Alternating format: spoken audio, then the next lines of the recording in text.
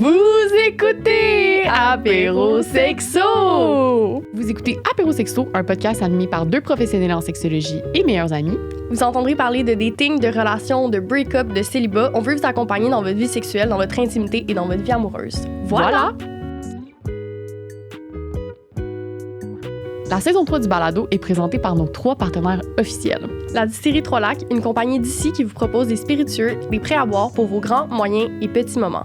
Odyssey Bikini, qui est une compagnie de maillots de bain qui sont confectionnés à la main avec le souci de l'environnement et du bien-être à Québec. Vous avez 15% de rabais avec le code promo APÉROSEXO15. Et Peach & Cream, une marque locale dédiée à l'intimité et au bien-être, offrant une gamme de soins élégants et naturels. Peach & Cream propose des produits pour le corps puis des accessoires d'intimité créés pour enrichir chacun de vos moments. N'oubliez pas votre code promo APÉROSEXO15 pour obtenir 15% de rabais. Les liens vers les sites web de nos partenaires sont dans la description de l'épisode. Bon épisode!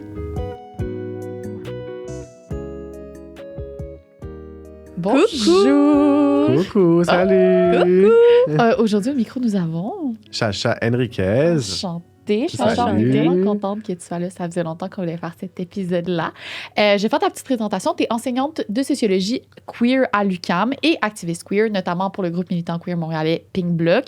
Tu as coordonné le livre Sexualité et Dissidence queer, que pour ceux qui regardent au visuel, est juste derrière nous. J'ai dévoré l'ouvrage, c'est vraiment excellent. Autant pour quelqu'un qui a fait un bac en sexo que pour n'importe qui s'intéresse à ça. Qui est sorti cette année aux éditions Remue Ménage. Puis aujourd'hui, on va parler d'ordre sexuel normatif. Fait que c'est quoi? Comment ça nous touche tous dans nos vies intimes et nos vies relationnelles? Ouais, parfait. Merci beaucoup pour l'accueil. Moi aussi, j'adore ce que vous faites. Là, je vous suis, puis je trouve ça génial et je pense que ça se répond bien à nos projets aussi. Hein. Oui, vraiment. T'es déjà l'idée de faire quelque chose, pour moi, qui était très accessible, un peu du matériel pédagogique, de vouloir que tout le monde puisse rely avec ça. D'une manière ou d'une autre, se dire qu'on est tous un peu dissidents de cet ordre sexuel d'une manière ou d'une autre, et se laisser de la place, en fait, pour l'exploration de nos désirs, de nos plaisirs, de nos limites. Et je trouve que c'est pas mal ce que vous faites aussi. Donc, Pour les gens qui nous écoutent, qui n'ont pas lu l'ouvrage, c'est quoi exactement? C'était quoi la mission, l'idée derrière? Dans le fond, le projet de livre, déjà, c'est un projet queer, hein, c'est dans le titre. Et moi, j'aime bien travailler le queer comme un projet politique. Donc, c'est un projet politique d'analyse des rapports de pouvoir qui régulent les sexualités, les genres et les corps sexués dans une perspective intersectionnelle, pour qu'on pense les liens entre les rapports de pouvoir, afin de pouvoir résister à ces rapports de pouvoir. Ouais. Et ça, c'est une définition très large du queer, hein, mais ça, c'est le chemin qu'on fait souvent dans l'université. Dans les milieux militants, on fait souvent le chemin inverse. C'est-à-dire qu'on va résister, on va se retrouver autour d'oppression, de rapports de pouvoir communs qu'on vit. Et là, on va développer un processus de conscientisation, prendre conscience de ces rapports de pouvoir. On va développer de l'analyse et ces analyses, on les considère comme de la théorie et on considère qu'elles ont autant de valeur que les savoirs académiques. Donc, c'est ce qu'on va appeler les savoirs militants, savoirs communautaires, savoirs expérientiels. Et c'est pareil, je sais que vous travaillez aussi beaucoup à la jonction entre les deux et c'est rafraîchissant dans les études sur les sexualités de faire ça. Mais c'est dur de faire valoir que, mettons, par exemple, Apéro Sexo, on essaye de passer par le vécu expérientiel pour faire d'éducation, un petit peu cachée en dessous. Fait qu'on va raconter une anecdote d'anal qui s'est mal passée, puis on va parler du tabou autour des matières fécales pendant les relations anales, exemple. Mais c'est dur de faire valoir ça parce que ça a l'air comme étant juste du contenu vulgaire ou juste du contenu qui parle de sexe pour parler de sexe, mais il y a une mission derrière Apéro Sexo, qui est ce... Ben oui, c'est exactement. En fait, il faut au contraire partir de nos vécus, en fait. C'est-à-dire que la sexualité, c'est une pratique culturelle, en fait, qui est un peu comme du sport, tu vois. Ouais, full. Donc, si on prend du sport, si on prend de la cuisine, tu vois, on a plein de techniques de cuisine, il y a plein de manières de cuisiner différentes. Et si on creuse pas ça, si on n'explore pas ça, si on n'a pas cet espace-là pour comprendre, pourquoi est-ce que j'ai fait brûler mes carottes, on peut pas apprendre à avoir une meilleure sexualité, en fait, et à dépasser toutes ces normes. Donc, la sexualité, il y a le tabou de la sexualité fait qu'on ne peut jamais en parler. Donc, ouvrir ces conversations-là, elles nous permettent de développer un regard critique. Ouais. Donc, c'est un peu une des bases. C'est aussi un projet qui est très collectif. Hein. Il y a 20 co-auteuristes avec moi. Bon, je suis la queen du projet. Hein. Mais... Mais c'est ça, on est... Donne-toi du crédit. Ouais. Ben oui, il faut. Non, mais je pense qu'il faut savoir, j'ai travaillé très fort, mais les collègues ont travaillé aussi très fort sur leur chapitre, mais c'était beaucoup de dialogues, de conversations, d'échanges. On a voulu mettre de l'avant aussi les gens qui ont relu les chapitres, il y a leur nom au début du chapitre. Donc ça, c'est aussi montrer comment le savoir, c'est quelque chose qui s'élabore de manière collective. Et donc ces échanges, comme tu nommes aussi, ils ont une importance. Ouais. Ils ont une importance parce que sinon, on parle jamais de ces choses-là, alors que c'est vécu par plein de gens. Mais oui. Tu parles d'anus, moi je pense à tous les hommes gays qui ont des enjeux avec leur anus, des douleurs. Ouais. On n'en parle jamais. Ouais. T'en parles jamais à ton médecin parce que tu te sens mal avec ça. Donc, Les hémorroïdes sont secrètes, il faut pas en parler. On parlait de ça dans il y a 2 épisodes, me semble qu'on était comme hey, qu'on en parle, let's go, parle-moi-en, tu sais. Mais je pense que on a un peu une déformation professionnelle que les gens, parce qu'on parle de sexe, sont tout le temps full ouverts. Fait comme Andrea disait, je pense dans toutes mes premières dates, il y en a au moins 3 où que la personne me parlait de ses hémorroïdes première date, tu sais. Mais c'est rare. Oui, c'est bien. C'est rare. Ben oui, parlons-en. Absolument. Je trouve ça le fun que les gens sentent qu'ils ont l'espace pour en parler. Full. Mais c'est vrai que quand on est activiste queer ou activiste sur les questions de sexualité, moi ça fait 20 ans que je suis activiste queer, et c'est vrai que les gens s'ouvrent beaucoup sur leur sexualité. Parce qu'ils ont tellement peu d'espace pour le faire. Donc là, ils rencontrent des gens, ils sont comme OK, je peux ouvrir une conversation. Je me lâche lousse. Ouais. Donc c'est un projet aussi qui part de Gail Rubin, qui est une anthropologue et une militante lesbienne qui pratiquait le sadomasochisme, qu'on adore, je l'adore. Dans les années 80, elle a publié un texte majeur qui s'appelle « Penser le sexe ». Et les années 80, c'est le contexte des sex wars. Vous savez, c'est quoi les sex wars? Vas-y donc. C'est les affrontements. Est-ce que c'est l'espèce de fiche, le petit dessin là, avec les murs de briques qui parle de la hiérarchisation des pratiques sexuelles ou c'est pas vraiment ça du tout? OK, vas-y. Ça, c'est autre chose. Ouais. Okay. Les sex wars, les féministes sex wars, c'est à l'intérieur du mouvement féministe. Dans les années 80, il y a des affrontements extrêmement violents, extrêmement intenses sur les questions de sexualité. Okay. C'est là où on divise un peu grossièrement. On dit un courant pro-sexe, un courant anti-sexe. Oui. Voilà. Qui implique le travail du sexe à travers tout ça. Exactement. Donc, des désaccords sur le travail du sexe, sur la pornographie, sur le BDSM, etc., etc. Et des affrontements assez violents. Et Gail Rubin a produit un texte majeur qui nous dit il faut développer une théorie radicale de la sexualité. On ne peut pas analyser la sexualité uniquement sous le prisme du genre parce que ça invisibilise énormément de rapports de pouvoir. Et donc, il faut penser cet ordre sexuel normatif en soi pour pouvoir mieux l'articuler avec d'autres rapports de pouvoir, notamment les questions de genre. Donc c'est ça qu'on a fait dans le projet, on a travaillé avec la notion d'ordre sexuel normatif, on l'a déroulée, donc essayer de comprendre les différentes normes sexuelles, comment elles agissent, et bien sûr dans les chapitres on a travaillé sur des formes de liens, d'intersection, parce que le genre et la sexualité sont hyper articulés, mais c'est faire le pari du point de départ de la sexualité en fait. Puis est-ce que, par exemple, une norme, c'est OK, la monogamie, c'est une norme. Est-ce que c'est ce genre de norme-là qu'on essaie un peu de diviser pour après faire le chemin inverse, comme on parlait au début? Pour ce qui est, mettons, la monogamie, la norme, c'est la monogamie. Après, il y en a plusieurs d'autres qui articulent les relations dans le dating, dans les relations amoureuses, etc. C'est le genre d'exemple de norme, mettons. Okay. C'est ça. Et c'est aussi quand on pense à l'oppression sexuelle, on pense tout le temps à l'homophobie uniquement. Donc là, c'est de se dire, pareil, sortons un peu de cette grille de lecture unique et développons une grille d'analyse beaucoup plus complexe. Et effectivement, pensons l'ensemble des normes qui régulent les sexualités. Et c'est là on travaille sur l'ordre sexuel normatif. Tu pouvoir le montrer, ça? Ben oui, on va le montrer. Est-ce que tu veux expliquer justement c'est quoi l'ordre sexuel normatif? Parce qu'on en parle, mais ça a l'air de concepts full théorique pour les gens qui nous écoutent, mais c'est des choses qui s'appliquent à nos vies personnelles de tout le monde. Vraiment. Oui, et c'est en fait hyper simple. Donc, on a travaillé sur ce super beau graphique. Alors, je sais, les gens adorent les graphiques. Oui. Alors, c'est sûr qu'un graphique, on opère des simplifications. Il ne faut pas prendre ça non plus au pied de la lettre, mais c'est vraiment utile pour penser l'ordre sexuel normatif. Donc, au cœur, on a le cercle vertueux. Ce sont les pratiques jugées normales, bonnes, naturelles, saines. Et à l'extérieur, c'est le cercle vicieux. Donc, les pratiques marginalisées qui sont jugées anormales, mauvaises, contre nature, perverses. Immorales. Voilà. Et à chaque fois, donc, on travaille sur des formes d'opposition binaire entre le comportement vers lequel on nous oriente et celui qu'on nous dit, il ne faut pas que tu aies ce comportement-là. Et ces pratiques marginalisées, on a décidé de les appeler dissidentes. Parce qu'on s'est dit, mais juste dire qu'on est marginalisé, ça nous fait perdre du pouvoir. Alors, dire qu'on est dissident, ça nous fait C'est quoi la reprendre du définition pouvoir. que tu donnes au mot dissident dans ce contexte-là? Ben, je la présente de cette manière-là. Ok. Je dis la dissidence. Ben, en fait, on se définit tous et toutes comme dissidentes de l'ordre sexuel, les autoristes, c'est-à-dire qu'on considère qu'on appartient à ce cercle vicieux, donc on a des comportements non normatifs. Mhm. Mais quand on regarde, en fait, presque l'ensemble de la population a Mais des oui. comportements non normatifs au niveau de la Ouais. sexualité d'une manière ou d'une autre. Ouais. Ouais. Donc c'est ça qui crée un potentiel un Ouais. peu universel quoi. Oui, Et, oui. et l'intérêt de poser cette critique à l'ordre sexuel, et c'est juste se dire on reprend du pouvoir en fait. Ouais. On a une positionnalité où on est critique de cet ordre sexuel et où on pense qu'à partir de ce point de vue dissident, donc des personnes qui subissent de plein fouet les normes sexuelles, le contrôle social, on peut développer un regard critique qui peut outiller l'ensemble de la population Ouais, Mhm. ouais. et qui peut transformer la société en profondeur. Ouais. Tu veux-tu donner des exemples de Ben, qu'est-ce qui est c'est sur ça, la j'ai envie roue? qu'on donne des exemples. Ouais. Avant de rentrer dans les exemples, j'ai envie de parler qui est séparé aussi par 1, 2, 4. 3, 4. 4 cadrans, ouais. Il y a Moi, qua- puis les maths, là, c'est pas mon Ah! fort. Fait qu'il y a Comptez quatre- Ouais. Non, mais il y a 4 cadrans, puis je pense que moi, je fonctionne tellement avec des exemples dans la vie. Fait qu'on a un cadran qui parle des types de partenaires. Ouais. On en a un autre qui parle des lieux, des pratiques. Le troisième, les types de pratiques. Et Ouais. le dernier, la quantité de partenaires et des pratiques. Fait que si on donne un exemple par rapport, par exemple, au type de partenaire, donc on a l'hétérosexualité qui va être dans le cadran de la normativité et ensuite dans le cadran extérieur qui va être l'homosexualité. Ouais. Donc, dans les types de partenaires, on voit qu'il y a un consensus social de voici, c'est ça la norme.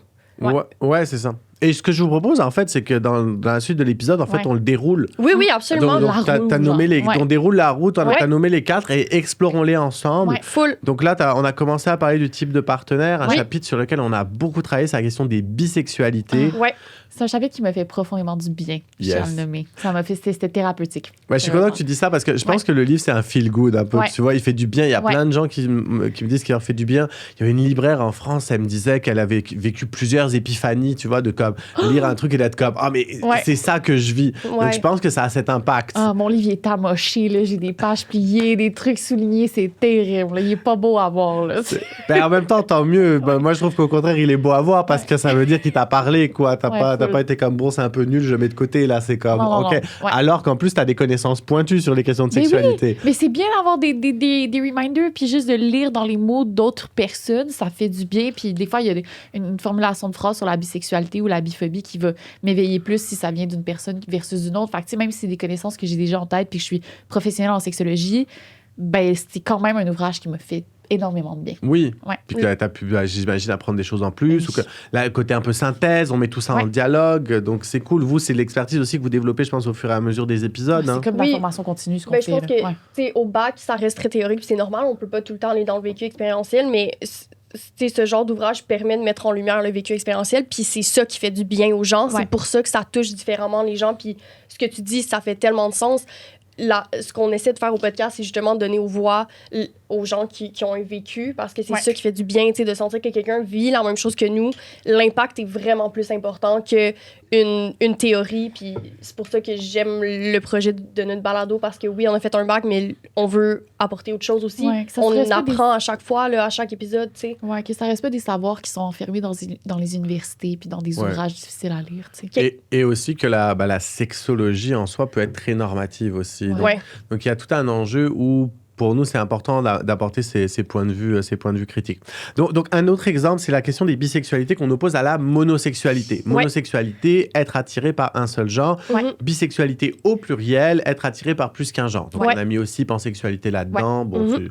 on s'est dit, on s'en fout un peu des termes qu'on utilise. Ouais. Bon, ça fait du bien des gens d'avoir des termes précis parfois, Ouais. mais pour nous, c'est plus l'idée des bisexualités en général et qu'on a voulu politiser et mettre de l'avant l'aspect de la fluidité Ouais. qu'amènent les bisexualités, notamment l'idée de la fluidité sexuelle. Cette idée qu'il y a des personnes qui vont avoir une orientation sexuelle très stable au cours de leur vie, mais il y en a d'autres pour qui ça va changer, et ça Ouais. va changer plusieurs fois. Et il faut se laisser de l'espace, en fait, pour pouvoir explorer, pour pouvoir changer, pour pouvoir évoluer. Mettre de l'avant aussi le potentiel de célébration des corps trans, intersexes, non-binaires que permettent les bisexualités. Donc, c'était un travail de politisation, en se disant, en fait, les bisexuels sont en réalité les plus nombreux dans l'acronyme LGBT en termes de chiffres, mais il n'y a rien qui existe. C'est le premier chapitre au Québec en français sur cette question-là. Il n'y a pas beaucoup de littérature sur les bisexualités, puis c'est dur de créer son identité autour de ce mot-là, que j'étais comme, c'est ce qui me rejoint le plus, mais pourtant, je vois pas des gens tant que ça en parler, ni écrire là-dessus. Fait que c'est comme... Je veux dire, quand je me suis finalement identifiée au mot bisexuel, j'étais comme, OK, fait que là, je dois avoir une attirance de part égale envers tous mes partenaires, peu importe leur genre. Puis je ressentais de la culpabilité que ce soit pas ça, puis que ça change dans le temps. Puis j'étais comme, Fait que cet ouvrage-là m'a fait du bien, entre autres pour ça. Ouais. C'est assez drôle ce que tu nommes parce que on a fait aussi des gros liens avec entre bisexualité et polyamour. Polyamour, là aussi, il y a une sorte d'idée de fluidité relationnelle. On sort de la monogamie, la norme de la monogamie. Et en fait, ce qu'on a retrouvé, c'est que les stéréotypes sur les personnes polyamoureuses et bisexuelles sont pas mal les mêmes. Oui. C'est quoi qu'on entend tout le temps, là, si je vous demande? C'est des gens qui sont infidèles, qui savent pas choisir, qui sont indécis. La phase aussi. Qu'est-ce que c'est une phase? Je pense que c'est ça qu'on entend. C'est une phase, Il y avait un collègue qui avait résumé ça. Ce sont des sluts confuses. That's so me. Ouais, c'est ça. Mais d'un côté, il y a tout l'idée, effectivement, c'est une phase, c'est une période, c'est de la confusion. Tu fais ça pour attirer l'attention. À un moment donné, tu vas te brancher et trouver le bon ou la bonne. Donc ça, c'est vraiment des formes d'invalidation. Alors, une invalidation qui peut être soit on considère que les bisexualités et le polyamour n'existent pas en soi, mais des fois, ça va juste... On considère que ça existe, mais pas vraiment toi. C'est toi, pas vraiment. Donc, tu dois tout le temps te justifier. C'est ça que tu nommes. On doit tout le temps se justifier quand on fait un coming out bisexuel de à quel degré est-ce qu'on est bisexuel. Est-ce qu'on est vraiment bisexuel? Est-ce que je peux vraiment porter cette étiquette? Puis les gens qui t'entourent... je pense que toi, de t'avoir identifié tort, t'as vraiment vécu ça aussi, les gens qui te mettaient en doute. La première chose que ma mère m'a dit quand j'y ai dit, c'était comme, OK, fait que là, tu ramènes une fille à Noël. Puis j'étais comme, pas comme ça que ça fonctionne, mais c'est comme, c'est là, faut que je prouve. En tout cas, Ouais, mettons, ça aurait été comme peut-être moins d'enjeu quelque part si tu avais déjà une relation plus stable avec une femme au moment où tu faisais ce coming out-là. Et là, c'est comme, OK, actually, je suis aussi aux filles, puis il y en a une qui s'en vient, tu sais. Versus... Là, c'était pas valide parce que t'avais toujours été avec des hommes, tu sais. Comme... il y a du mépris dans le ton de la voix aussi qui vient avec ça. C'est comme toute une espèce de... pourquoi de faire tort aussi, là, tu le nommes, mais ça rejoint la question de la fluidité. C'est quand il y a une espèce de script de quand dans la vie le coming out doit être plus normatif. Là. Je pense qu'on se l'imagine, le coming out, à la fin de l'adolescence. Moi, je pense que c'est beaucoup ça qu'on voit dans les films, dans les séries, dans les livres. C'est comme cette période-là. Moi, ça me fait penser aux films X-Men, genre les coming out. C'est vraiment à ce moment-là de la vie qu'on se découvre. C'est comme de le faire dans ma début vingtaine où j'ai déjà, tu sais, comme mon parcours scolaire puis tout ça qui est fait, puis de le dire à ma mère, c'était comme étrange. Ça ne marchait pas dans sa tête que ça se fasse là. Que ça arrive là, OK. Pour les personnes polyamoureuses, elles doivent tout le temps se justifier qu'elles sont heureuses. Parce qu'il y en a forcément un que tu préfères. Il y en a forcément un qui souffre dans cette histoire. Donc, les gens ont du mal à comprendre qu'on peut ouvrir le cadre, on peut travailler sur la communication, on peut avoir des liens d'attachement qui sont différents, puis les penser, parce qu'en réalité, on a tous un rapport à l'attachement, aux relations qui est différent, en fait. Et il faut pouvoir l'explorer, il faut pouvoir le comprendre, il faut pouvoir voir les Tu vas y arriver. Les compatibilités ou non.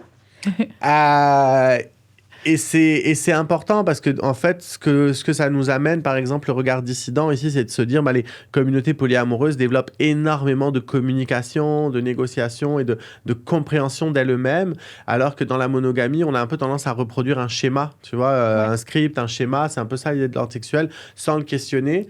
Et ce qui fait que on ne sait pas si c'est quelque chose qui nous convient ou pas. On ne sait pas si la relation qu'on a elle nous convient ou pas.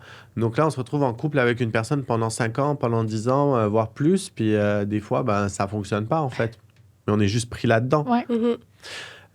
Et l'autre forme, c'est la délégitimation. Donc en effet, c'est tout ce truc de dire... La sursexualisation, ça aussi, c'est un mécanisme qui touche tous les dissidents sexuels. Donc, vu comme étant très sexuel, Oui. ils veulent coucher avec tout le monde qui bouge. Ouais. Si on a un ami poly ou bi, il va forcément tenter sa chance, il va forcément s'essayer. Ouais. Donc, tu voyais toute l'association avec le danger, la sursexualisation. Ouais. Parce qu'on peut être effectivement bisexuel ou polyamoureux, mais avoir une sexualité qui n'est pas débordante du tout. Super vanille, tu sais, qui est super, ouais. Donc c'est ça. On peut travailler, du coup, on a vu un peu le type de partenaire. Ouais.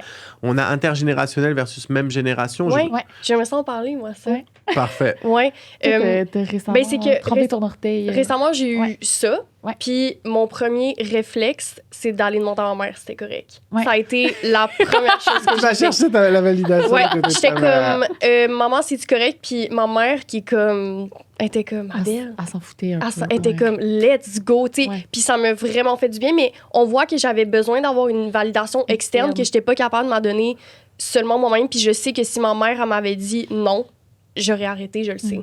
C'est comme, on dirait que je me disais, il faut absolument, dans ce type-là, dans le type de partenaire, j'ai besoin d'une validation avec l'intergénérationnel juste parce qu'il y avait une grande différence d'âge. Puis j'étais comme, maman, dis-moi si c'est correct. Mais sans dire long, parce que, tu sais, on parle de l'ordre sexuel normatif comme étant c'est des standards de société, mais quand on le ramène à nous, c'est l'approbation de notre famille, c'est l'approbation de nos amis, c'est l'approbation des gens qu'on aime. Tu sais, c'est pour ça que ça vient vraiment nous toucher de près. Ben là. oui, absolument. C'est absolument. l'approbation et les violences aussi. C'est Ouais. l'approbation, puis c'est aussi les insultes, c'est aussi l'intimidation, c'est aussi la honte et la peur, hein, tu vois, donc qui viennent des sentiments de haine et de dégoût qu'on Ouais. reçoit parfois. Ouais. Et on intériorise cette honte d'être qui on est. Donc c'est vrai que ça vient nous chercher à plein d'égards. Et cet intergénérationnel, on parle entre adultes consentants, je le précise parce que des fois, des gens des autres, je suis comme non, on parle entre adultes consentants. Ouais. Ouais. Mais là aussi, on voit qu'il y a quand même des mécanismes genrés. Hein. Tu sais, genre, comment on appelle un homme plus âgé qui a des relations avec des personnes plus jeunes? Sugar daddy. Sugar daddy ou un daddy. Sugar Ouais. daddy, ça implique Ouais, ça implique L'argent. qui est de l'argent. Ouais. Et une femme plus âgée qui a une cougar. Hein. Donc là, on est dans l'idée de la prédation. Ouais. Donc on voit qu'il y a quand même des normes genrées qui traversent aussi tout ça. Hein. Absolument. Et la question qu'on peut se poser aussi, que je dis souvent dans mes classes, c'est, mettons, tu trouves quelqu'un de cute, pour revenir à ce que tu disais. Est-ce que ça te suffit de trouver cette personne cute pour faire un move? Ou est-ce que tu vas te poser la question de savoir qu'en pensent mes amis? Est-ce que mes amis trouvent cette personne cute, cette personne désirable? Que vont en penser ma mère? Que va en penser ma mère, hein, comme toi? Ouais. Je veux dire, est-ce que j'ai le droit? Est-ce que j'ai pas le droit? Est-ce que je devrais pas? Donc on se pose tout le temps ces questions-là quand on développe des relations avec des personnes. Et c'est ça où, à un moment donné, ça fait du bien de prendre un peu d'écart et de se dire, bah, si cette personne-là, je la trouve intéressante, je la trouve désirable, je trouve qu'elle elle a un comportement respectueux, elle est cool. La personne me plaît, là. Ouais. Tu sais. C'est ça. Ouais. Bah, je devrais pouvoir me sentir légitime de Ouais. faire un move sans Ouais. avoir à me poser 20 milliards de questions de qu'en pensent les autres, en fait. Absolument. Ouais. Ouais. Rosie, oh, savais-tu que... Pourquoi tu me chicanes? Non, mais c'est parce que j'ai quelque chose de grave à dire.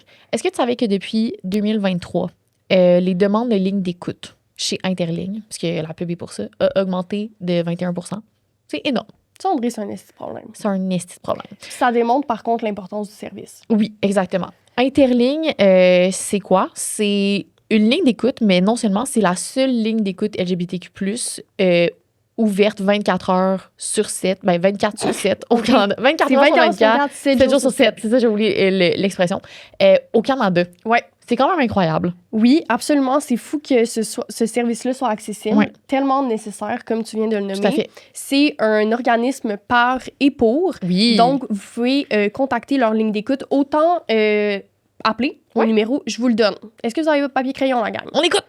3, 2... Non, Ça, c'est pas le numéro. non, c'est ce que je voulais dire. On voulait comme- dire 3, 2, 1. OK. Ouais, 3, 2, 1. Go. 1. 888-505-1010. Puis dans le fond, tu l'as bien dit, mais c'est une ligne de bien-être. C'est une ligne de Une ligne de bien-être. santé mentale. Puis tu sais, c'est par et pour, mais c'est aussi utile pour les alliés de la communauté. Vous êtes professeur, vous êtes infirmier, infirmière, Vous êtes parents. Vous êtes parents, vous avez juste des questions sur Ouais. la diversité sexuelle et de genre. C'est aussi des services qu'ils offrent. Vous avez des questions par rapport à des recours légaux, des questions par rapport à l'identité. Juste comprendre, hey, je sais pas c'est quoi la démisexualité. On m'en parlait, une de mes amies famille, on a parlé, puis je comprends pas c'est quoi, je comprends pas les blogs sur Internet, mais appelez, puis les personnes vont vous l'expliquer. Tu sais, autant, c'est un service qui est gratuit. C'est fou, là. Ouais. Puis avant que je parle du numéro de téléphone, ce que je voulais vous dire aussi, c'est que si vous êtes comme moi puis vous haïssez parler au téléphone, vous pouvez les texter, vous pouvez leur envoyer un courriel. Vous pouvez clavarder aussi en ligne. Ça, je trouve ça vraiment cool. Je trouve que ça démontre justement comme tout le monde peut y avoir accès, tu sais. Ouais. Donc, on est super contente de collaborer avec Interligne, de vous donner cette info-là. Ouais. Parce que nous, on est dans le petit monde puis on est comme tout le monde connaît Interligne. Ouais. Mais on voulait vous parler de cet organisme-là qui fait un travail exceptionnel. Ouais. Et vous donner la chance de justement les contacter si jamais c'est un besoin pour vous. Oui, puis on tient aussi à vous inviter, à vous impliquer aussi, que ce soit à travers un don, que ce soit en tant que bénévole ou simplement juste comme utiliser le site Internet pour vous informer sur les enjeux actuels. C'est super important, d'autant plus dans le climat sociopolitique dans lequel on est présentement. Absolument. Si vous voulez plus d'infos, vous pouvez aller au interligne.co pour découvrir la multitude de ressources qu'ils offrent. Donc, sur ce, on vous laisse à l'épisode et merci Interligne d'être venu à l'épisode aujourd'hui. Okay. Ben moi, je le vis 100% là, par rapport à... Il y a des trucs que je suis capable de m'auto-valider, on dirait, mais j'avoue que si je vais directement dans la deuxième roue, là, c'est sûr qu'on dirait qu'il y a un jugement que je vais me porter à moi, mais surtout par rapport aux autres. Là. Je pense que là, j'ai comme besoin d'une validation. J'ai la chance d'être dans un milieu très ouvert, famille, amis, etc. Oui. Mais c'est vrai que comme ça nous touche tous et toutes. Là. C'est pas juste avoir une envie d'être désirable, tu sais, que nos relations soient désirables, mais c'est aussi la peur du rejet des autres. Tu sais, il y a tellement de choses qui sont impliquées, puis c'est des mécanismes qui sont complètement, constamment renforcés, socialement, de comme, tu sais, un exemple vraiment facile, l'intimidation. Ouais. Si t'es une personne qui est dissidente dans ta sexualité au secondaire, il y a de grandes chances que tu te fasses intimider. Là. C'est un renforcement, c'est pavlovien. Là, comme... donc on le sait. Je parle souvent. Moi, je sais depuis que je suis enfant que je suis attiré par les garçons. J'avais des pratiques avec des camarades de mon âge. Mais j'ai aussi compris très vite qu'il fallait que je fasse semblant d'être hétérosexuel pour pas me subir l'intimidation, pour pas mourir. Tu sais, parce qu'on est enfant, là. Tout est très gros et dramatique, là. On a peur de mourir. Ouais. Et donc, j'ai fait semblant d'avoir des amoureuses. J'ai fait semblant d'avoir des petites copines. J'étais homophobe à mes 14-15 ans. T'intériorises tout ça. Ouais, alors on dirait pas... Quand je dis ça en conférence, les étudiants sont tout le temps... Quoi? Ouais. Et donc, c'est ça. Vous savez, quand on dit les plus homophobes, c'est souvent ceux qui sont un peu gays eux-mêmes, là. Pas complètement faux, à mon avis. Hein. Ouais. Il y a un intérêt, tu vois, qui passe par l'homophobie, mais t'aimerais ça savoir si la personne, elle est gay, parce qu'en réalité, t'as un intérêt. Tu sais, il y a un peu de ça. Et donc, pour moi, ça a été hyper précieux de rejoindre les milieux queer à 16 ans et de pouvoir aussi explorer ma féminité, parce que dans le même ordre, on réprime toute notre féminité qui pourrait faire qu'on subit de l'intimidation. Ouais. Donc, on réprime des côtés de nous-mêmes, en fait, des manières d'être, des manières d'agir qu'on a, qu'on se dit « Ah, mais je vais être associé au féminin, donc je peux subir de l'intimidation. » Il y a beaucoup de misogynie dans l'homophobie là, qui est incrustée. Là. Ouais. Tout ça est très, très, très connecté. Ouais. Et c'est ça, donc c'est hyper précieux de pouvoir creuser ces aspects de nous-mêmes, en fait, avec lesquels on nous écarte de nous-mêmes. Ouais. Tu sais, le tabou sur la sexualité, etc., on nous écarte de nous-mêmes. Et donc, pouvoir renforcer notre agentivité, donc notre capacité d'agir, pouvoir explorer qui on est, c'est essentiel, en fait, à répondre à ça. Ouais. Si on passe au deuxième cadran, quantité de partenaires et de pratiques. Qu'est-ce qu'on retrouve dans ces cadrans? Qu'est-ce qu'on retrouve dans ce cadran? Donc, on a déjà un peu parlé du polyamour. Alors, il y en a un qui est intéressant, c'est asexualité contre l'idée de la sexualité obligatoire. Ouais. Cette idée que... moi, ce que j'adore des communautés Aro Ace, comme on les appelle, aromantiques asexuelles, c'est qu'elles adorent créer des nouveaux concepts. Par exemple, la distinction entre orientation sexuelle et orientation romantique. Ouais. C'est super utile. Ben oui. Est-ce que vous en parlez? On n'en a pas vraiment parlé. Plus en saison 1, on l'avait adressé. Ouais. Et toi, c'est un concept qui t'avait vraiment beaucoup rejoint. Oui, je pense quand même. J'avoue que j'en ai comme parlé à des jeunes au secondaire dans des ateliers, mais on n'en a pas vraiment parlé au balado, j'ai l'impression tant que ça. Puis je pense que dans ma tête, c'est comme un concept qui est arrivé tard aussi dans mon éducation, là, je pense. Comment tu l'expliques, mettons, aux gens, parce que Ouais. On dirait que j'ai envie de l'entendre de toi. Parfait. Mais J'y vais. Non, l'idée de l'orientation sexuelle, c'est un peu cette idée de l'attirance sexuelle. L'orientation romantique, c'est plus l'idée de l'attirance, une attirance qui serait affectueuse, amoureuse. Moi, c'est un peu comme ça que je les pose pour les simplifier. Ouais. Et donc là, c'est génial parce qu'on a des concepts qui viennent de communautés dissidentes, mais qui outillent tout le monde. Ça nous fait tous comprendre c'est quoi notre rapport. Est-ce qu'on a besoin, par exemple, quand on a des relations, qu'à la fois il y ait romantisme et sexualité? Donc, est-ce qu'on veut les deux ensemble? Est-ce qu'on veut déconnecter les deux? Est-ce qu'on a des attirances différentes en fonction des genres des personnes? Des gens avec qui on veut plus avoir de la sexualité, d'autres plus de relations romantiques. Donc, ça ouvre une porte très large. Et là-dedans, les communautés Aroace créent plein de concept de type de relation. Alors, j'ai une présentation, il y a un monsieur gay d'une 50aine d'années qui est venu me voir et qui m'a dit « Moi, je suis demisexuel. Ça fait 2 ans que je l'ai compris. » Ouais, donc les gens, tu sais, le chapitre, ou avoir contact avec ça, il y a tellement de gens qui sont contents parce qu'ils comprennent qui ils sont. Et il dit, ça fait 2 ans que je l'ai compris. Toute ma vie, je me suis senti mal avec ça. Toute ma vie, j'ai pensé qu'il y avait un problème avec moi. Jusqu'à ce que j'ai un mot pour le nommer. Donc, demisexuel, j'ai besoin d'avoir un lien romantique pour développer du désir sexuel. Ce qui est, c'est sûr, dans la communauté gay, qui est quand même très sexuelle, c'est... Oui. Ça s'articule parfois un peu mal. Ouais. Même, tu sais, moi, j'en ai entendu parler, je pense, au bac, puis je me suis quand même reconnue là-dedans, mais on s'entend, j'ai un bac en sexo, puis c'était la première fois que j'entendais comme parler de ça, tu sais, je pense que c'est comme nouveau, puis je pense que c'est important qu'on nomme que ça peut aider tout le monde, tu sais, c'est pas juste... En tout cas, c'est le genre de concept que, comme, c'est pas parce que j'étais hétéro que, comme, j'avais pas besoin de savoir ça. Comme, ça m'a vraiment compris, ça m'a aidé à avoir plus de bienveillance, de me comprendre mieux, je pense, comme personne. C'est ça. Ouais, non, clairement. Et c'est aussi questionner, tu sais, c'est quoi la distinction entre relation amoureuse et amitié aussi. Par exemple, un type de relation qui est particulièrement apprécié dans les communautés Aroace, c'est le queer platonique. C'est de se dire, on a une relation, en fait, on est un peu comme un couple. On vit ensemble, on mange ensemble. Des fois, on peut avoir un projet d'enfant ensemble, mais on n'a pas de sexualité ensemble. Donc, ça permet un peu aussi de déconstruire ces rapports entre amour et amitié qui sont des fois dans des cases très séparées et de se dire, mais il y a plus de fluidité que ce qu'on croit aussi dans tout ça. Donc, si on revient à l'idée de la quantité de partenaires et de pratiques, c'est l'idée de, il faut vouloir avoir de la sexualité, il faut en avoir, mais pas trop. Et là, c'est une ligne qui est très genrée, le pas trop.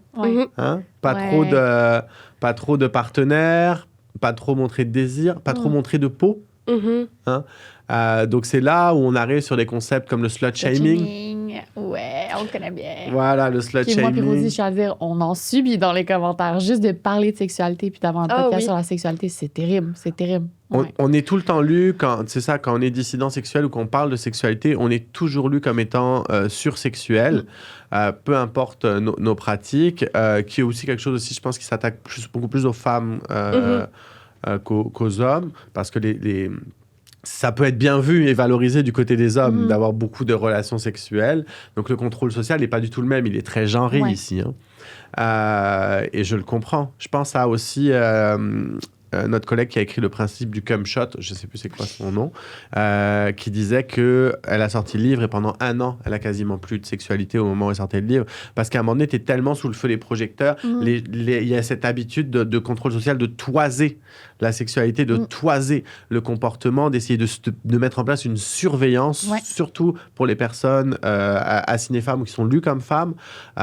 Donc, c'est ça qui fait aussi que vous subissez autant de commentaires et de violences. Et le slut-shaming, ça sert à ça. Ça sert à cette régulation de la quantité de partenaires et de pratiques, qu'elles soient réelles ou supposées. Fait que t'es supposé avoir du sexe avec une personne, pas trop.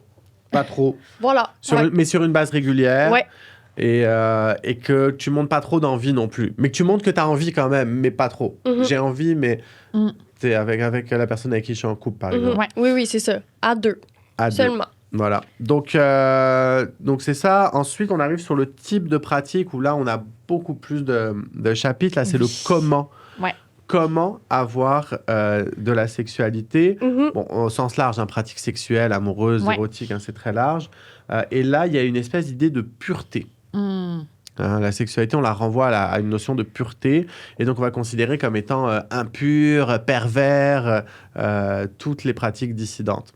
Alors, par exemple, il faut utiliser uniquement le corps et pas tout le corps, uniquement les organes génitaux. Très génitalisé, la Ouais, sexualité. on a une sexualité tellement génitalisée. Ouais. Moi, c'est plus tard que j'ai appris que tu peux avoir du sexe.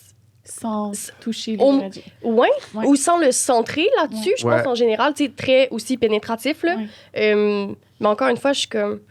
C'est fou à quel point ça nous impacte. Tu sais. C'est vraiment récemment que j'ai commencé à me poser des questions là-dessus. Ouais, on me dit souvent, genre, à travers les expériences sexuelles que j'ai eues, que tu sais, j'aime vraiment la façon dont tu touches tout le reste de mon corps. Puis j'ai l'impression que en tout cas, des expériences que j'ai eues quand les partenaires sexuels avaient des relations sexuelles avec moi pour la première fois, c'était comme, là, ils réalisaient, mon Dieu, je pense que c'est la première fois qu'on porte pas autant d'attention à notre pénis, genre. Mhm. Puis j'étais comme, mais c'est si beau, genre, puis comment ça te fait sentir? Puis ça fait sentir les gens tellement bien dans leur corps. C'est beau, c'est le fun à voir. Ouais, non, mais clairement, je pense qu'il y a, en fait, on a un super chapitre sur la question du plaisir, dans l'idée de la dégénitalisation, l'idée d'explorer, l'idée que l'ensemble du corps peut être une zone érogène, que beaucoup du désir sexuel et du plaisir se produit dans la tête, dans le cerveau, avec nos fantasmes, avec l'érotisme qui se construit ici. Donc c'est super d'ouvrir cette porte-là. Je pense qu'il y a un truc aussi sur les sexualités lesbiennes qui est hyper inspirant là-dessus, de voir comment les lesbiennes ont beaucoup plus d'orgasmes que les femmes hétérosexuelles, donc c'est assez significatif. Ouais. Et aussi comment ça dure vraiment plus longtemps. Ouais. Parce que souvent dans les relations hétérosexuelles, le doute jouit, puis après c'est fini, quoi. Bonne nuit! Ouais. Puis c'est comme, ça met un standard aussi de rapidité d'atteindre l'orgasme. Moi, je sais que c'est une des choses qui me stresse vraiment beaucoup. Je suis comme, mon corps est capable, mais peut-être pas en 10 minutes, tu sais. Fait que c'est comme... Avec une stimulation pénétrative. Oui. Ouais. Fait que c'est ça que je trouve vraiment difficile, tu sais, de le nommer. Récemment, tu sais, je me demande... En fait, on dirait que dans ma tête, quand j'ai du sexe, je me dis, faut que j'atteigne l'orgasme rapidement. Puis c'est comme, parce que je me dis, il faut que je matche l'énergie de l'autre personne. Puis des fois, je suis comme, 10 minutes, c'est pas assez, tu sais. Ça a pour effet de ça d'avoir des orgasmes prématurés ou d'avoir des orgasmes retardés, de pas en avoir. Ou pour en avoir, surtout d'être comme, c'est pas normal que ça me prenne autant de temps, fait que je vais juste laisser faire. Tu sais, je suis vraiment tout le temps dans comme, pas grave, je me masturberai après, tu sais. Ouais, c'est ça. Donc, il y a tout ce travail aussi, les fake orgasmes, qui sont aussi hyper présents, en tout cas. Ouais. Donc, il y a tout ce rapport-là. Et d'ailleurs, c'est ça, les poussis, ça qu'on comprend aussi, c'est que les pénis, c'est pas forcément l'organe le plus intéressant. Les doigts, les mains, c'est hyper utile, hyper intéressant. Il y a des dildos. Non, mais c'est vrai. Oui. Mais de comprendre que le corps est au complet une zone érogène, puis dans un des ateliers que je faisais en secondaire 5, quand je faisais mon stage, une des slides, c'était comme, quelles sont les zones érogènes du corps? Puis comme, plot twist, c'est tout le corps. Mais c'est comme, faut que tu te le fasses dire. Faut que tu te le fasses dire. Fait ça au secondaire, je trouve ça tellement cool. Mais ça reste que comme, évidemment que les réponses qui m'ont été données étaient, je savais que c'est ça qui allait être dit, qui était évident de comme, les organes génitaux. Le cou, des fois, ça sortait un peu, mais comme, c'était tout très génitalisé. Puis quand t'ouvres la porte à non, mais ton corps au complet peut ressentir du plaisir. J'ai l'impression que ça ouvre une porte comme infinie à toutes les possibilités. Puis la sexualité est d'autant plus inclusive. Genre, j'ai fait on va recevoir Cassiope au balado après les fêtes. J'ai fait le cours de capacitisme et sexualité. Puis quand on ouvre la sexualité puis le plaisir à quelque chose qui englobe tout le corps, c'est d'autant plus inclusif pour les personnes qui ont des incapacités physiques, tu sais, qui ne peuvent pas atteindre leurs organes génitaux pour se masturber parce qu'ils ont une atrophie musculaire dans les bras. Tu sais, c'est con, mais là, dès que tu génitalises ça, la sexualité est ouverte à tout le monde. Tu sais, c'est beau. Elle est ouverte à tout le monde, elle est ouverte à tout, puis elle nous permet encore une fois d'explorer qui on est, parce que c'est... en fait, notre plaisir est différent. Moi, la première fois que j'avais couché avec un homme trans, je me posais la question... je voulais pas qu'il ait à m'expliquer comment son corps fonctionnait, ou que, tu vois, ça crée une espèce de stress par rapport à ça. Et puis, au final, ma conclusion, c'était, mais en fait, chaque personne... En fait, on devrait demander à chaque personne comment son corps fonctionne. Parce qu'on a tous un fonctionnement différent. Il y en a qui tripent sur les tétons, il y en a qui tripent sur d'autres choses. Et là, on parle de comment le corps réagit, mais pensons aussi à comment l'érotisme réagit. Donc, toutes les zones du corps peuvent être aussi objets de désir, objets d'excitation. Ça peut être aussi des espaces, des situations. Donc, le désir sexuel, il peut prendre aussi énormément de formes. Et là, il y a un lien intéressant entre désir et plaisir à creuser. c'est Michel Foucault qui disait, bon, avec une écriture très stratégique, mais qui disait il faut arrêter de libérer le désir, il faut libérer le plaisir. Oui. C'est intéressant, c'est de se dire, mais en fait, c'est aussi à travers le plaisir que tu nourris ton univers fantasmatique Ouais. et donc que tu construis ton désir. Mhm. C'est toujours un phénomène double en Ouais. réalité. Mais tu sais, il y a un truc que t'es comme, ça m'intéresse, mais j'ai un peu honte, j'ose pas l'assumer, donc tu le creuses pas. Donc il occupe pas beaucoup de place dans ta vie. Et ça peut être le cas, par exemple, pour des pratiques homosexuelles. Ouais. Et là, à un moment donné, tu ouvres un peu la porte et t'es comme, oh, je vais peut-être essayer. Et là, t'essayes. Et là, t'es comme, ok, c'est vraiment cool, c'est vraiment génial, ça m'excite beaucoup. Mhm. Et donc là, ça occupe de plus en plus, en fait, ton espace fantasmatique. Ou non, des fois, t'explores et Ouais. puis t'es comme, en fait, non, C'est j'aime pas pour ça. moi, ouais. Mhm. Mais c'est ça l'importance d'ouvrir la porte à l'exploration. Ouais. Et c'est dans ce contexte-là aussi qu'on a beaucoup de pratiques qui n'impliquent pas que le corps. Hein, on peut penser au BDSM, par exemple. Ouais. Hein, donc là, pareil, ce sont des pratiques qui sont très dégénitalisées. Ouais. Et on a voulu beaucoup axer sur la notion de culture du plaisir qui est extrêmement présente. Donc un plaisir, pareil, qui joue sur les sensations, sur la douleur, sur la domination, mais aussi de la culture du consentement qui est extrêmement présente dans ces communautés-là. Ouais. Avec les négociations avant, pendant, après. Hein, donc il y a tout un travail qui est fait sur la notion de consentement au fur et à mesure du livre et des débats, des discussions sur ces notions-là, sur ces enjeux-là, sur comment on le politise, comment on travaille à mettre en place une culture du consentement, comment aussi des réflexions sur comment on peut travailler sur des processus de responsabilisation quand on fait des conneries, parce que dans les milieux queer, on est quasiment tous, on a été dans des situations dans lesquelles notre consentement a été dépassé, mais dans les situations dans lesquelles on a aussi dépassé le consentement d'autres. Ouais. Donc, se servir de ça aussi comme d'un point de départ pour, OK, comment on Réfléchir. Ouais. comment on réfléchit, comment on guérit en tant que société de ces comportements. Ouais.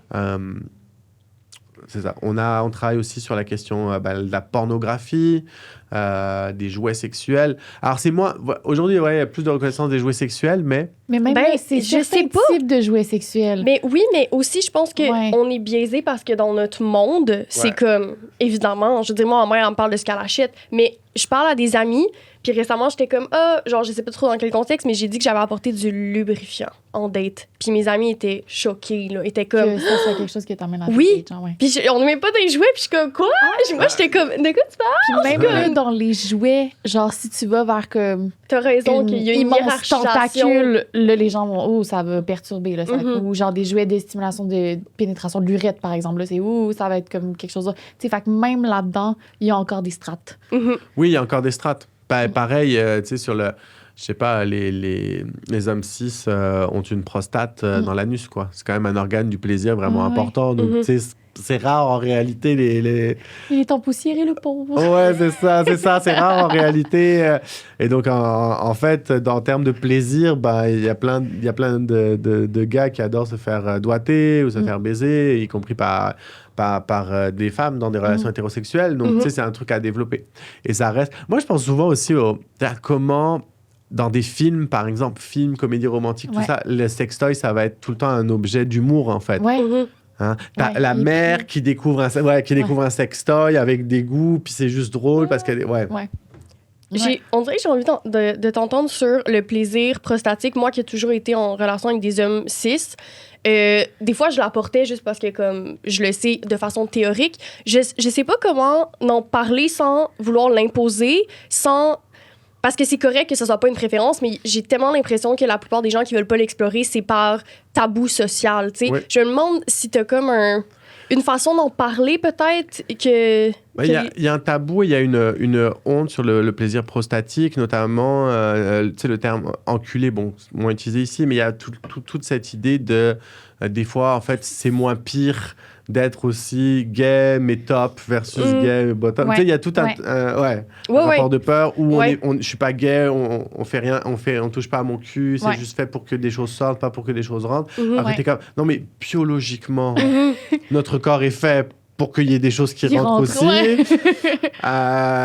Et puis... Je sais pas comment l'apporter sans avoir l'air de l'imposer. C'est un peu... Puis je veux pas l'imposer, tu sais, c'est pas ça. C'est juste que on dirait que d'entendre les excuses, je suis comme, mais tu t'entends-tu parler? Tu le fais juste pas parce que, comme, dans ta tête, c'est pas normal puis c'est tabou, tu sais. Mais au final, si on y va de façon purement physiologique, il y a un plaisir qui peut... Ouais. Fait que c'est comme, on dirait, je trouve pas le juste milieu.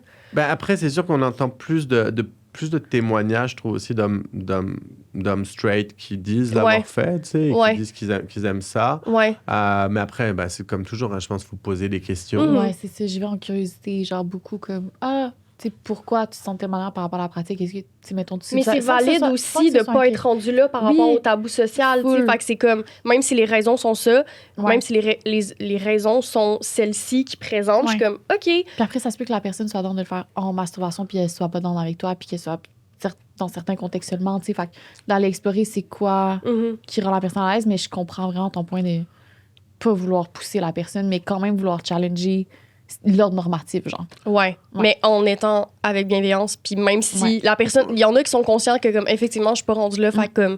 C'est correct, tu sais, je veux pas être comme... Imposons aux hommes hétéros cis de faire de l'anal, genre, c'est pas ça que je veux avoir comme discours non plus, tu sais. L'épisode est aussi présenté par Reine Garçon! Bonjour! Hey, ils sont venus nous voir à un de nos balados live. Oui! Ça, c'est fin! Ça, c'est très fin. Bon, Reine Garçon, on vous en a déjà parlé. On vous en a déjà parlé. Hey, on les aime assez. C'est un café. Absolument. Là, on a-tu établi si c'était dans le plateau, finalement? Moi, je trouve que du lutte, c'est dans un plateau. Plateau, c'est dans un... Non, mais du lutte, c'est plateau. Moi, je trouve que c'est plateau. C'est plateau. S'il y a quelqu'un qui veut argumenter avec moi, je suis prête. Moi aussi, je suis dans ton équipe. Je pense que du lutte, c'est plateau. Ouais. C'est pas assez beau. Mais moi, je trouve que du lutte, ça le plateau s'arrête où? À Sherbrooke? Non, moi, je trouve que le monde qui vont jusqu'à Sherbrooke, ça, c'est Ça, c'est exagéré. Ça, c'est se manquer de respect. Ça, c'est OK, parfait. Fait que Reine Garçon, plateau. Aujourd'hui, on veut parler... Ah, vas-y. J'aime ça donner l'adresse, je trouve ça fin. Ben oui, vas-y. 611 Avenue du Lutte Est, sur le plateau Mont-Royal. All right! Qu'est-ce que t'allais dire? Que c'est un café super queer-friendly. Oui. C'est vraiment le fun. Tu rentres là-bas, puis il y a plein de petites bébelles là, accrochées sur les murs. Tu sais, tu le sens que c'est comme un petit café là, pour tu sais, les gens de gauche. Là. Tu sens que c'est comme... Tu sens que tu vas être bien. Tu sens que tu vas être bien. Tu vas être bien accueilli. Les gens sont fins.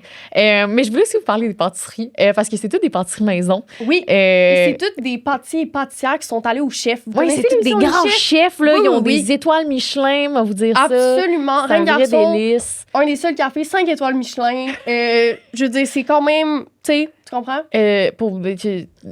Oui. J'allais dire, faut-tu dire pour des raisons légales que c'est une blague, mais je pense pas. Oh, pour des raisons légales, c'est une blague. Oh, oui, mais ils sont vraiment excellents, ils sont quand même reconnus pour leur pâtisserie. Le gâteau carotte, t'as-tu goûté au gâteau? J'ai pas encore goûté au gâteau. Mais en plus, je vais t'en emmener. Tu sais que moi, je suis une grande fan de gâteau carotte. Non, je savais pas ça. André, c'est vraiment important. Genre, mettons gâteau de fête, je dois t'offrir un gâteau carotte? En vrai, moi, j'aime le gâteau, tu sais, le gâteau d'anniversaire, vanille, oui, toi, t'aimes juste les t'aimes le gâteau de fête à la saveur gâteau de fête. Ouais. Mais après, gâteau carotte, deuxième sur la liste. Il est famous dans leur café, donc auprès de leur clientèle. Donc, on vous invite vraiment à aller goûter. Ce qui est le fun, c'est que les pâtisseries changent selon les saisons. Et la puis le mood du moment, genre. Oui, j'aime ça. Tu sais, pumpkin spice latte, genre dans le temps, des pumpkin spice latte, ça va être comme dans l'automne. Là. Ça va être des trucs à la citrouille, tu comprends? Quand c'est l'été, c'est comme... Des pâtisseries peut-être plus fruitées, plus fraîches. Ben là, regarde, c'est ça. Vous irez voir. Vous comprenez le concept. Donc, vous allez peut-être nous retrouver justement en télétravail au Café Reine Garçon. Absolument. Qui sait, se croiser, se dire un petit bonjour. Absolument. C'est complimenter l'espace, c'est dire bonjour aux employés sur place. Absolument. Donc, sur ça, on vous laisse à l'épisode et allez étudier pour votre prochain examen au Café Reine Garçon ou allez télétravailler. All right!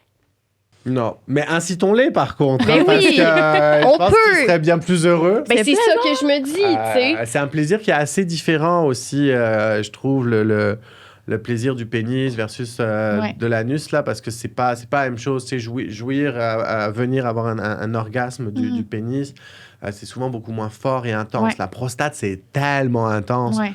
Alors, la petite technique, c'est d'y aller avec ton doigt en mettant la deuxième phalange, puis de frotter un peu au-dessus. Et là, tu vas sentir... Vers le nombril, genre. Ouais.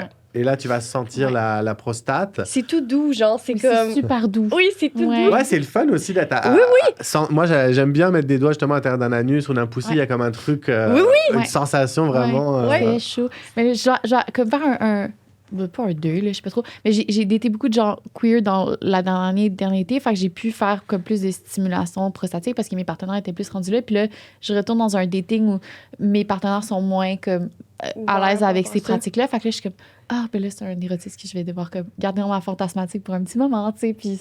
Parce que c'est vraiment le fun. Ouais, puis je pense qu'on en a parlé ensemble. Puis je pense que toi, ça t'était arrivé avant moi ou je sais pas trop quoi. Puis après, on dirait que je voyais pas. Tu sais, t'étais comme c'est nice, puis j'étais comme. Je sais pas, là, genre, pourquoi c'est tant nice. Puis après, j'étais comme, c'est fucking nice. Ouais. Ben oui, et puis c'est tout le truc de l'exploration. Comme on le dit, quand ça n'existe pas dans notre tête, ben on le fait pas. Puis là, ça existe, puis t'es comme, OK, mais en fait, c'est cool. Ouais. C'est hot, c'est chaud. Et ouais, on a envie de creuser, d'explorer tout ça. Donc, il faut se laisser de la place. Oui, full. Pour le faire. Et puis, si on pense aussi au type de pratique, je pense qu'il y a cette idée de pureté, elle est aussi liée à l'idée de la gratuité. Oui. De comment la sexualité doit tout le temps être dans la sphère de la gratuité, dans le don. Souvent, je compare, comme on l'a fait tout à l'heure, mais la sexualité à la cuisine. Cette idée, la cuisine, tu peux cuisiner pour tes amis, pour leur faire plaisir. Tu peux cuisiner seul chez toi. Alors, des fois, tu vas cuisiner seul en te faisant un bon petit plat excellent. Des fois, ça va être juste genre, OK, je me cuisine pour manger, puis c'est tout parce qu'il faut que je mange. Ouais. Donc, il y a beaucoup de parallèles avec la sexualité. Des fois, tu vas au resto. Des fois, tu vas au resto aussi, c'est ça. Et quand tu vas au resto, c'est quelqu'un qui fait la cuisine et quelqu'un qui est payé pour faire la cuisine. Donc, je trouve que c'est pas mal utile pour penser la sexualité aussi comme une énergie qui peut donc être aussi commercialisable dans l'industrie du sexe. Et donc, on a aussi un gros travail, un gros chapitre du Comité autonome du travail du sexe pour lutter contre les formes d'exploitation qui peuvent exister à l'intérieur de l'industrie du sexe, ce qui passe par une auto-organisation des travailleurs et travailleuses du sexe, dans une perspective assez syndicale, en fait. Donc, c'est quand même... assez intéressant. Oui. Mon idée, mettons, de ce cadran-là, mettons, du graphique, de la gratuité versus de payer pour de la sexualité, ça fait penser au travail du sexe, mais aussi à la pornographie. Puis je pense qu'il y a...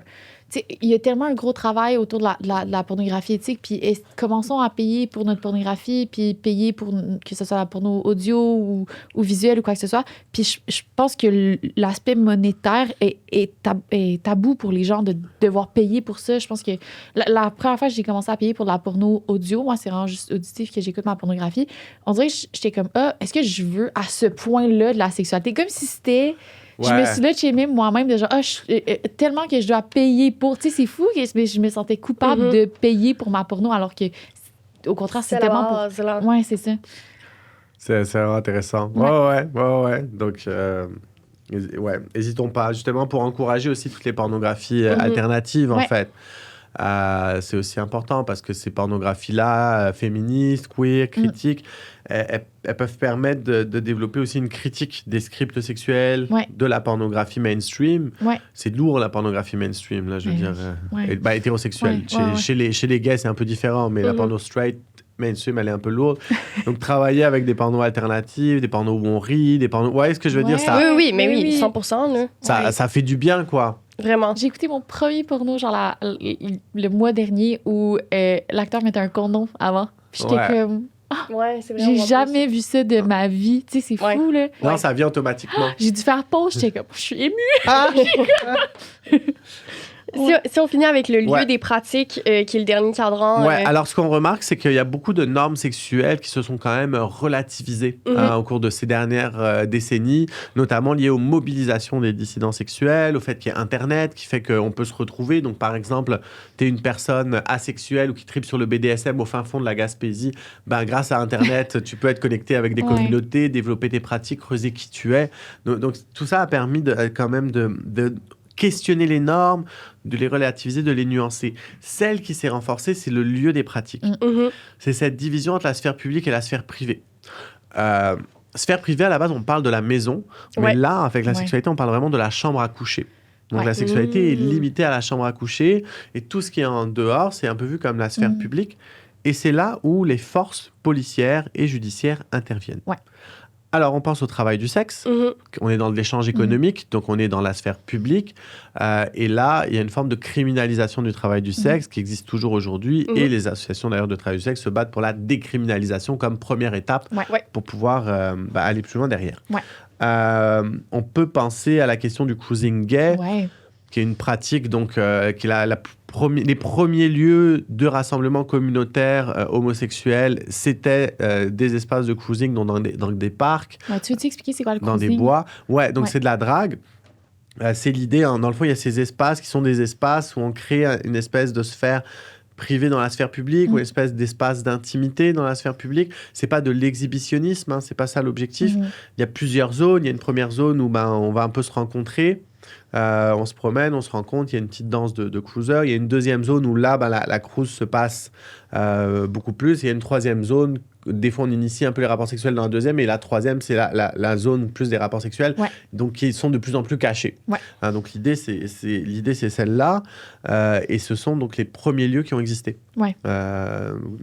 Donc, les premiers lieux pour avoir de la sexualité homosexuelle. Au parc La Fontaine, dans les années 70, c'était un lieu de cruising gay bien connu, par exemple. Il y a eu beaucoup de descentes policières dans le parc, puis ils ont fait des coupes d'arbres aussi, je pense, dans le parc. Exactement. En fait, c'est dans les années 50-60 où, au Mont-Royal et au parc La Fontaine, il y a eu ce qu'on appelle les coupes de la moralité. C'est ça, oui.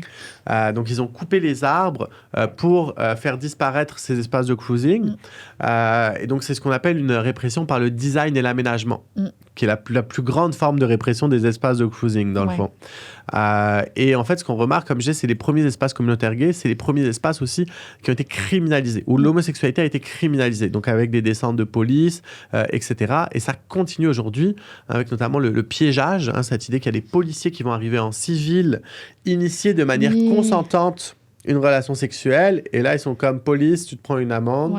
Ce qui était arrivé à Joël Legendre il y a une dizaine d'années. Ça a fait scandale au Québec. Là. Ça a fait scandale. Puis t'es comme, là, c'est des gens qui, la nuit, dans un espace où il n'y a personne d'autre, initiaient un rapport sexuel de manière consentante. Où est le problème? Tu vois, le problème, c'est cette truc de la sphère publique. C'est cette association avec le danger. Hein? On associe tout le temps la sexualité avec le danger. C'est le meilleur moyen de contrôler la sexualité. Et donc, cette idée un peu de l'infiltration dans la sphère publique, que la perversion va se répandre, qu'elle va contaminer tout le monde, ça repose beaucoup là-dessus. Cette distinction public-privé, elle arrive aussi à la distinction avec le online et en personne. On est censé avoir des relations et de la sexualité en personne, et le online est mal vu et aussi en partie criminalisé. Okay? Là, on va penser à la question du sexting chez les jeunes. Donc, le sexting est illégal pour les mineurs. Les mineurs ont le droit d'avoir des relations sexuelles entre eux, avec des gens de leur tranche d'âge, mais n'ont pas le droit de s'échanger des images. Qui est-ce qui intervient dans les écoles pour faire de l'éducation à la sexualité sur la question du sexting? La police, la Sûreté du Québec, qui débarque dans les écoles pour faire peur aux jeunes. Ça fait super peur quand t'es jeune, t'es ado, tu vois ça. La police qui arrive, qui est comme « Attention, ça ne s'efface jamais, ça va circuler pour toujours, ta grand-mère va le voir. » C'est ça qu'on entend. C'est vraiment ça. Oui. Je me rappelle qu'on m'a dit « Est-ce que t'aimerais ça que ta grand-mère te le voie, sinon publie-le pas. » C'est vraiment ça qu'on m'a dit. C'est resté dans ma tête. Là. Exactement. Et encore une fois, ça nous renvoie... premièrement, c'est les discours d'abstinence. Hein. On pensait qu'en éducation à la sexualité, on avait passé la question de l'abstinence. Là, c'est des discours d'abstinence sexuelle plutôt que de réduction des méfaits. Et en plus, c'est encore une fois un truc qui s'inscrit dans la culture du viol, où on responsabilise les personnes qui partagent leur image de manière consentante. On leur dit de ne pas le faire. Et on ne s'attaque pas aux personnes qui repartagent sans consentement. Alors que c'est là-dessus qu'il faut concentrer tes énergies. C'est fou, mais les gens ne le savent pas. Hein, ça. Puis au bac, on a beaucoup mis l'accent que la personne qui va être pénalisée, qui va avoir les conséquences, c'est la personne qui a partagé les images. Donc la personne qui a créé et ensuite mis en ligne, et non le partage après qui est non consentant. Puis les jeunes, c'est illégal. Puis c'est fou parce que c'est pas là le problème, puis c'est vraiment fâchant de voir ça. Puis en plus, quand t'es jeune, c'est de la pornographie juvénile, donc la sentence, les conséquences sont d'autant plus graves, mais on pénalise la jeune fille de 15 ans qui a partagé ça dans l'intimité à son copain, et non son copain qui le partage à toute sa gang de chums de hockey. Aujourd'hui, je pense que les deux seraient réprimés. Absolument. Je pense que ce qui est écrit comme de façon dans les livres, c'est la personne qui les partage, mais après, on en a parlé beaucoup au bac, là, je veux dire, c'est quand même... Non, mais aussi... C'est en train de changer. Absolument. Il y a quand même un discours qui fait que ça change, mais ça reste que ça, ce qu'on dit, ça existe encore. Oui, ça change. Et qu'est-ce qui se passe? Tu vois, j'ai une étudiante qui me disait, elle travaillait dans une école secondaire, une jeune de 13-14 ans vit un repartage sans consentement de ses images. Donc, qu'est-ce qu'ils font? Ils contactent la SQ parce qu'ils sont obligés de faire ça, les écoles. La SQ arrive, ils prennent le téléphone de la jeune fille, Alors, je sais pas si quand on a 13-14 ans, ton téléphone, c'est un peu toute ta vie, quoi. Ouais, oui. Et au bout d'un mois, il s'est rien passé. Et elle a juste retiré sa plainte pour récupérer son téléphone. Donc, ce que ça nous montre, en fait, c'est que... C'est terrible. C'est terrible, je sais. Non, mais c'est terrible. Et ce que ça nous montre, c'est que la police, c'est pas la meilleure institution, en fait, pour travailler sur les questions de sexualité. Moi, je pense même que dans le suivi de Black Lives Matter, qui réclame le définancement de la police, moi, je pense qu'il faut définancer la police pour tout ce qui concerne les questions de sexualité. Ils ne sont pas formés sur ces questions-là. On sait qu'ils font un super mauvais travail en règle générale. Donc, c'est encore une institution de répression sexuelle aujourd'hui. Tout à fait. Et on le sait, on n'a pas parlé de la question des agressions sexuelles, mais la difficulté à déposer une plainte, c'est quoi le suivi que tu as, etc. Et donc, on pourrait... En plus, ils sont payés une fortune, hein, les agents de la SQ. Donc, réinvestir dans des institutions qui peuvent supporter ce genre de problématiques sociales-là. Ils sont formés pour ça. Ils sont formés pour ça, donc des institutions beaucoup plus communautaires qui interviennent dans les écoles, qui sont beaucoup plus à même aussi de faire des cercles de suivi avec une personne qui a un repartage sans consentement, puis là on fait des cercles avec... Tu vois, est-ce que je vais mettre en place des pratiques? On pourrait en parler pendant 7 heures. C'est tellement... En tout cas, c'est un gros problème. Je pense qu'on aurait un épisode complet à faire là-dessus, mais on devrait passer aux confessions sexuelles. Je sais. Elle m'a fait une petite tape en dessous de la table, puis je comprenais pas pourquoi. J'étais comme... André, dans tous les épisodes, elle est juste... Le temps, elle, c'est pas un problème, là, tu sais. Je suis comme... Donc, on passera aux confessions. C'était tellement intéressant. Ça m'a vraiment fait du bien. Je savais que ça allait passer vite, mais je savais pas à quel point. Oui, mais je suis contente qu'on ait eu le temps de faire la roue quand même au complet. Puis je veux dire qu'on va faire une publication avec cette roue parce que comme c'est vraiment, je suis comme, je la fais chez moi, là, tu sais. Je vais l'encadrer, je pense. Non, genre, en tout cas, bravo. Félicitations pour ça. Ça fait vraiment du bien. L'épisode m'a fait du bien aussi. Fait qu'on va passer aux confessions, mais j'ai l'impression qu'on pourrait en parler pendant 7 ans. Est-ce que tu veux commencer avec ta confession? Attends, faut-tu qu'on tape pour les moniteurs? Ah oui, c'est vrai, excusez.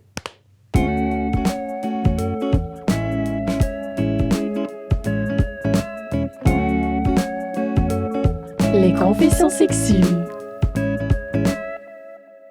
Est-ce que tu veux commencer avec ta confession?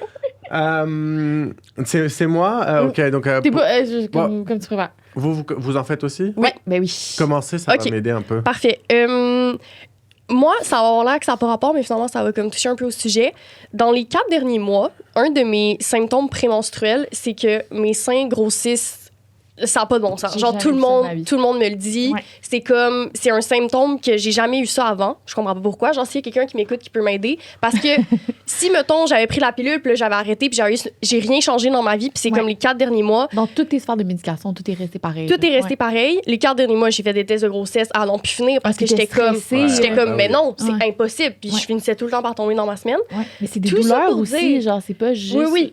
Mais ce que j'allais apporter, c'est que ça apporte un nouveau plaisir parce que ça rend la sensibilité vraiment plus accrue, souvent dans la douleur, mais comme moi, vu que j'aime jouer dans la douleur, au niveau de la sexualité, c'est comme un nouveau plaisir qui a comme été unlock aussi. Ouais. Mais si quelqu'un peut m'aider pour me dire pourquoi ça fait ça, genre, ma mère était comme... Parce que je viens de revenir de voyage, puis comme, tu sais, je suis en maillot de bain, puis ma mère était genre, Rosie, qu'est-ce qui se passe? Elle était comme, là, tu vas aller faire un test de grossesse, ça n'a pas de bon sens. Puis là, j'étais comme... Maman, je te dis, ça fait 4 mois que c'est de même. Genre, aidez-moi quelqu'un, là, mais voilà. Je trouve ça le fun. Là, ça me fait penser, ça me donne l'inspiration pour les mois, les journées où je suis dans mes menstruations puis mes seins sont plus sensibles. De jouer avec ça. Oui. Fait que c'est comme, c'est là-dessus que je voulais apporter. Mais j'ai quand même besoin d'aide, là. Je m'en vais marcher sa téton ce soir. C'est vrai qu'on manque tellement d'informations. Non, mais je suis clouless, là. Les médecins aussi sont clouless, je pense. Oui, les médecins aussi, là, les recherches sont tellement en retard sur le corps. Mais là, je suis comme ChatGPT, sur l'impact des hormones.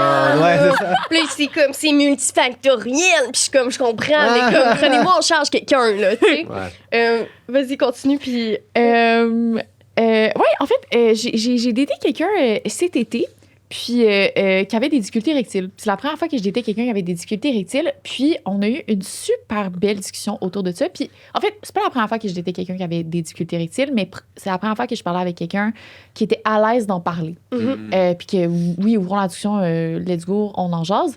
Puis il me parlait de son complexe par rapport à ça, puis comment il trouvait ça difficile, comment ça a été difficile dans une relation, puis qu'il y a eu beaucoup de pression de ses partenaires à comme régler le problème, tu sais, de plein de manières. Puis la discussion a tranquillement tourné vers le plaisir d'un pénis qui n'est pas en érection. Puis on est resté dans la génitalité puis du plaisir génital. Puis c'était la première fois qu'on avait un échange sur le « Hey, est-ce que c'est le fun, un pénis qui n'est pas bandé? C'est vraiment le fun comme texture, comme chaleur, comme plaisir que ça peut donner, comme la stimulation clitoridienne que tu peux faire avec un pénis qui n'est pas en érection, c'est super plaisant. Puis tu peux aller jouer plus vers les testicules, tu peux aller ailleurs. Puis c'était tellement une discussion enrichissante que je voulais un peu partager des brins de cette conversation-là parce que, c'est ça, je m'étais... Je pense que pour toi, comme pour lui, ça l'a apporté une espèce de, on a de eu le bienveillance. meilleur sexe de notre Ben dating oui. après la soirée même. Là, c'était vraiment fun. nice. Ben oui. Et c'est ça, puis c'est aussi toute les normes du plaisir qui mettent une espèce de pression sur l'érection Ben oui. des Ouais, hommes, alors vraiment. que, comme on dit, chaque personne a un corps différent. Il y a des gens aussi qui ont des tout petits pénis. Vous voyez ce que je veux dire? 100%. Les corps sont hyper différents et c'est là, on se dit, ouvrons la porte du plaisir. Ben tu sais. oui. Exactement. C'est vrai que dans le milieu gay, des gens qui ont plus de mal à aborder, souvent, ils deviennent bottom. Tu sais, c'est un peu le chemin... un chemin rapide, mais tu vois, c'est ça, c'est ouvre la porte, il y a d'autres sphères de plaisir, il y a d'autres endroits où on peut ressentir du plaisir, il y a d'autres manières de Mais ça ressentir montre qu'il y a le des plaisir. normes aussi dans toutes les facettes, là. C'est pas juste par Ben rapport... oui, full. Ouais. Tu sais, je disais, genre, pour moi, j'ai pas une grande bouche, genre, c'est difficile pour moi de faire des gorges profondes. Je disais, c'est beaucoup plus plaisant pour moi de faire du sexe oral si t'es pas en érection. Puis il était comme, mais tu vas avoir du plaisir? Je dis, oui, je vais avoir énormément de plaisir. Genre, il y aura pas de problème, tu sais. Fait que c'était comme, Mais c'est tellement drôle de penser dans des relations straight que les femmes auraient besoin d'un pénis en érection pour avoir du plaisir. Je suis comme on a des objets pour ça. Là, c'est comme... On a des objets. beau, là. Ouais. Genre, fais juste aller à tes dates avec des sextoys. Tu vois ce que je veux dire? Non, mais on voit en esti, on sait très bien, là. Tu vois, finalement, ramène des sextoys à ta première date. Eh Oui! Voilà! ta petite trousse de sexe en ville. là. Voilà. Et puis, à mon tour. Oui, à ton tour. Alors, bon, moi, j'ai développé quelque chose que je trouve très drôle qui s'appelle la Grindr estimologie. Donc, de l'épistémologie par Grindr. Donc, l'épistémologie, c'est la manière de produire du savoir. Ouais. Donc, moi, je produis du savoir par Grindr. C'est-à-dire. OK, là, je suis hook, là. Qu'est-ce qui se passe, là? Donc, je débarque dans une nouvelle ville et là, tu te connectes sur Grindr. Puis là, tu vas rencontrer une ou plusieurs personnes. Ouais. Et en fait, quand je rencontre ces gens, je fais pas juste de la sexualité, je discute avec ces personnes-là. Et j'essaye de comprendre comment ça se passe pour, par exemple, les hommes gays dans cette région-là, dans ce coin-là, dans cette ville-là. Ouais. Donc, un exemple concret. Oui. J'étais au Saguenay il y a quelques mois et là j'ai rencontré donc sur Grindr il y a beaucoup de profils vides en fait comme pas de photos etc. Ouais, c'est ça que j'ai compris que c'était, OK. Et là j'ai rencontré un gars qui avait vécu 12 ans à Montréal puis qui était de retour depuis quelques années et il m'a dit que ça faisait que 2/3 des gars avec qui il couche sont des gars qui sont en couple avec des femmes, avec des enfants. Et donc en fait au Saguenay, c'est un endroit qui est quand même très conservateur sur les questions de sexualité, avec des petites poches queer. Ouais. Mais on sent que ce conservatisme pousse à reproduire l'ordre sexuel normatif d'une manière vraiment plus stricte et très jeune. Souvent, les gens se mettent en couple très jeunes, font des enfants très jeunes. Et ça fait aussi que, par exemple, tu vas dans j'étais dans une station essence. Et là, je voyais un dude straight, un peu genre, tu sais, région. Mais il me regardait avec un mélange de haine et de désir. Ouais. Donc tu vois, tu as tout ce rapport-là. Donc, la Grindr estimologie, c'est juste cette idée qu'on fait des rencontres et on essaye de plus comprendre comment ça fonctionne localement parce qu'on n'a pas ces infos. Où est-ce que tu les as, ces infos, sur comment ça se passe localement pour les gens? Voilà. Après, j'aime ça. Le Saguenay, pas un portrait tout noir. Il y a aussi des belles poches de communautés queer qui sont très solidaires. Hein. Mais c'est ça. Hey, merci tellement. C'est super intéressant. Merci pour tout. Je pense que cette discussion-là va faire du bien à beaucoup de gens. Parce que ça nous a fait du bien à nous. Merci. Puis on va vraiment. mettre tous les détails de l'ouvrage en description de l'épisode, puis de tous les ouvrages qu'on a parlé pendant l'épisode. Puis cette roue-là, je suis comme ça, c'est encadré, là, tu comprends? Parfait. Ben oui. C'est vraiment un médium important. Ça fait vraiment du bien. Fait que un gros merci. Faut qu'on la diffuse. C'est un outil vraiment important. Puis n'hésitez pas à la diffuser, à l'utiliser. Les collègues aussi qui enseignent. Le livre, c'est vraiment du matériel pédagogique pour les cours aussi. Donc on espère... Puis est-ce qu'il y a quelque chose qui s'en vient de ton côté? Oui, c'est le temps des petits là. le temps des plugs. Il y a pas mal de choses qui s'en viennent. On continue les activités de diffusion du tome 1. On va travailler sur un tome 2, d'ailleurs, qui va porter sur les perspectives queer, antiracistes et décoloniales. Donc, ça va être super cool. Mais là, on a un cycle de conférences à l'UQAM qui commence le mardi 21 janvier. Donc, on va être tous les mardis et les jeudis à 18h à la salle des Boiseries, qui est au bâtiment J. Donc, vous pouvez checker ça sur mon Instagram qui sera connecté, j'imagine. Hein. Oui. Et on va commencer avec la question du travail du sexe. Donc, mardi 21 à 18h, le jeudi 23, on va travailler sur la question des plaisirs, érotisme et pornographie. Ensuite, la semaine d'après, le mardi, ça va être sur le backlash. Le jeudi, sur l'intervention dans une perspective queer. Donc, l'intervention, travail social, sexo, etc. Donc, comment on repense cette intervention. Le mardi d'après, sur les bisexualités et le jeudi, sur les intersectionnalités queer. Donc, n'hésitez pas à venir faire des tours si ça vous intéresse. Mardi, jeudi à 18h, donc à l'UQAM. Super, merci full. Merci. On se voit la Merci à semaine vous. prochaine, la gang. À la Ciao.